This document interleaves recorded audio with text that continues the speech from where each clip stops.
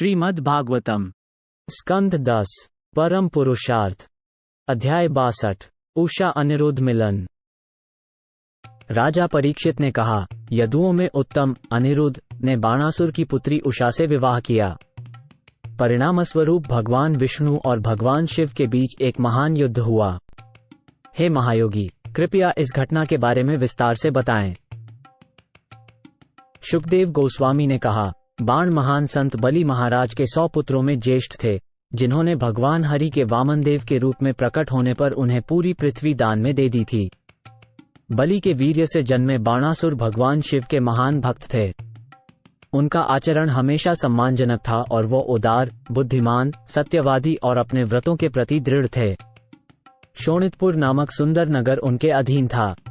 चूंकि उन्हें शिवजी का वरदान प्राप्त था, इसलिए देवता भी उन्हें तुच्छ सेवकों की तरह सेवा करते थे। एक बार जब शिवजी तांडव नृत्य कर रहे थे, तो बाण ने अपने 1000 हाथों से वाद्य यंत्र बजाकर उन्हें विशेष रूप से प्रसन्न कर दिया था। सभी प्राणियों के स्वामी, अपने भक्तों के दयालु रक्षक ने बाणासुर को उसका मनपसंद वर देकर बहुत प्रसन्न किया। बाण ने उन्हें भगवान शिवजी को अपने शहर के रक्षक के रूप में चुना। बाणासुर अपनी शक्ति के मद में चूर था। जब एक दिन शिवजी उसकी बगल में खड़े थे, तो बाणासुर ने अपने सूरज की तरह जगमगाते मुकुट से उनके चरण कमलों का स्पर्श किया और उनसे इस प्रकार कहा। बाणासुर बोला, हे महादेव, मैं तुम्हें प्रणाम करता हूँ, जो समस्त लोकों के आध्यात्मिक गुरु व नियंत्रक हो। तुम उस स्वर्गिक वृक्ष के समान हो जो अधूरी इच्छाओं वाले लोगों की इच्छाओं को पूरा करता है। आपने मुझे दी हुई ये 1000 भुजाएं मेरे लिए सिर्फ एक भारी बोझ हैं। तीनों लोकों में मैं आपके अलावा लड़ने लायक कोई नहीं पा रहा हूं। हे आदि देव, दिशाओं पर राज करने वाले हाथियों से युद्ध करने के लिए लालायित मैं अपनी भुजाओं से पहाड़ों को चूर चूर करता हुआ आगे बढ़ता गया, पर वे बड़े बड़े हाथी भी डर के मारे भाग खड़े हुए। ये सुनकर शिवजी को क्रोध आ गया और उन्होंने कहा, हे मूर्ख, जब तू मेरे समान किसी से युद्ध करेगा तब तेरी ध्वजा टूट जाएगी। उस युद्ध से तेरा घमंड नष्ट हो जाएगा। ऐसी सलाह के बाद नासमझ बाणासुर खुश हो गया। तत्पश्चात हे राजन, गिरीश ने जो भविष्यवाणी की थी, उसके विनाश की प्रतीक्षा में वह अपने घर चला गया। स्वप्न में बाण की बेटी कुंवारी उषा ने प्रद्युम्न के पुत्र से संभोग किया, यद्यपि उसने पहले कभी अपने प्रेमी को देखा या सुना तक नहीं था। सपने में उन्हें न पाकर उषा अचानक अपनी सहेलियों के बीच चिल्लाते हुए उठ बैठी, कहाँ हो मेरे प्यारे? वह बहुत परेशान और बेचैन थी। बाणासुर के मंत्री का नाम कुंभांड था और उसकी बेटी का नाम चित्रलेखा था। वो उषा की सखी थी, इसलिए उसने जिज्ञासावश अपनी सखी से पूछा। चित्रलेखा ने कहा, हे खूबसूरत भौहों वाली, तू किसे ढूंढ रही है? तुझे कैसी बेचैनी हो रही है? राजकुमारी, अभी तक मैंने किसी पुरुष को तेरा हाथ नहीं थामते हुए नहीं देखा। उषा ने कहा, मैंने सपने में एक आदमी देखा जिसका रंग नीला था, आंखें कमल के फूल जैसी, कपड़े पीले रंग के और बाहें मजबूत थीं। वो ऐसा था जो औरतों के दिलों को छू लेता है। जिस प्रियतम को मैं तलाश रही हूँ, उसने मुझे अपने अधरों के मधुर रस का पान कराया और फिर कहीं चला गया। उसने मुझे दुख के सागर में डुबो दिया है और मैं उसके लिए प्यासी हूँ। चित्रलेखा बोली, मैं तुम्हारा दुख दूर कर दूंगी।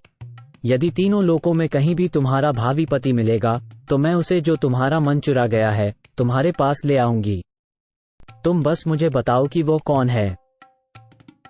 ये कहते हुए चित्रलेखा ने विभिन्न देवताओं, गंधर्वों, सिद्धों, चारणों, पन्नगों, दैत्यों, विद्याधरों, यक्षों और मनुष्यों के सटीक चित्र बनाए। हे राजन, मानवों में से चित्रलेखा ने वृष्णियों के चित्र बनाए, जिसमें शूरसेन, आनक दुदुभी, बलराम और कृष्ण शामिल थे।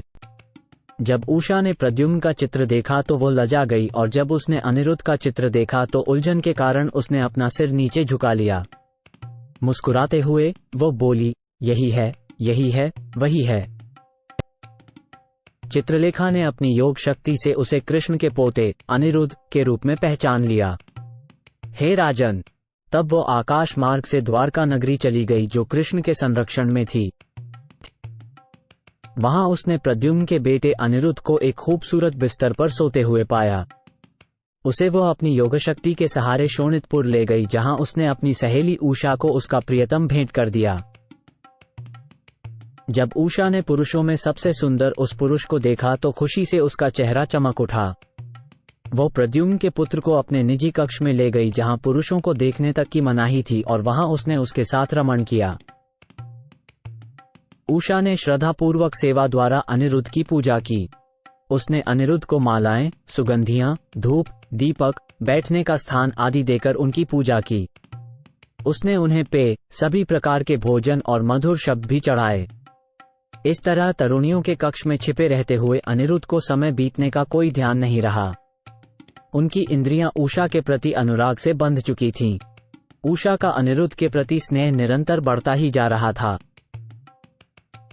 अंततः पहरेदारों ने उषा में संभोग, सहवास के अचूक लक्षण देखे, जिसने अपना कौमार्य वचन भंग कर दिया था और यदुवीर द्वारा भोगी जा रही थी, तथा जिसमें माधुर्य सुख के लक्षण प्रकट हो रहे थे। ये पहरेदार बाणासुर के पास गईं और उससे कहा, हे राजा, हमने आपकी पुत्री में अनुचित आचरण देखा है, जो किसी युवती के परिवार की प्रतिष्ठा को नष्ट भ्रष्ट करने वाला है। हे स्वामी, हमने कभी भी अपनी चौकियों से कदम नहीं हटाया है और सावधानी पूर्वक उसकी निगरानी करते रहे हैं। इसलिए हम समझ नहीं पा रहे हैं कि यह कुमारी, जिसे कोई मर्द भी नहीं देख सकता, महल में रहते हुए कैसे दूषित हो गई है। यदुओं की शान। अनिरुद्ध को देखकर बाणासुर अपनी पुत्री के भ्रष्टाचार के बारे में सुनकर बेहद आंदोलित हो गया और एक बार में ही कुमारियों के आवास की ओर भागा। बाणासुर ने अपने सामने अद्वितीय सुंदरता से युक्त, सांवले रंग का, पीले वस्त्र पहने हुए, कमल के से नेत्र और भयानक भुजाओं वाले कामदेव के पुत्र को देखा। उसका मुखमंडल तेजोमय कुंडल और बालों से, और साथ ही मुस्कुराहट भरी चितवन से सुशोभित था। जब वह अपनी अत्यंत मंगलमय प्रेमिका के सामने बैठा हुआ उसके साथ चौंसा खेल रहा था, तो उसकी भुजाओं के बीच में वसंत ऋतु की चमेली की माला लटक रही थी, जिस पर कुमकुम का लेप लगा हुआ था, जो उसके द्वारा उसे आलिंगन करने पर उसके स्तनों से माला में लग गया था। ये सब देखकर बाणासुर चकित था। बाणासुर को अनेक सशस्त्र रक्षकों सहित घुसते देखकर अनिरुद्ध ने अपनी लोहे की गदा उठा ली और अपने पर हमला करने वाले पर प्रहार करने के लिए तैयार होकर दृढ़ता से खड़ा हो गया। वो दंडधारी काल के समान दिखाई दे रहा था। जब रक्षक उसे पकड़ने के प्रयास में चारों ओर से उनकी ओर टूट पड़े, तो अनिरुद्ध ने उन पर उसी प्रकार प्रहार किया जैसे सुअरों का झुंड कुत्तों पर मुड़कर हमला करता है। उसके प्रहारों से आहत होकर रक्षक महल से भाग खड़े हुए। उनके सिर, जांघें और बाजू टूट गए थे। जब अनिरुद्ध बाण की सेना का वध कर रहा था, उसी समय महाशक्तिशाली बलिपुत्र ने क्रोधित होकर उसे नागपाश से बांध लिया। जब उषा को अनिरुद्ध के बंदी बना लिए जाने की खबर मिली, तो वो दुख और उदासी से टूट गई। उसकी आंखों से आंसू बहने लगे और वो जोर जोर से रोने लगी।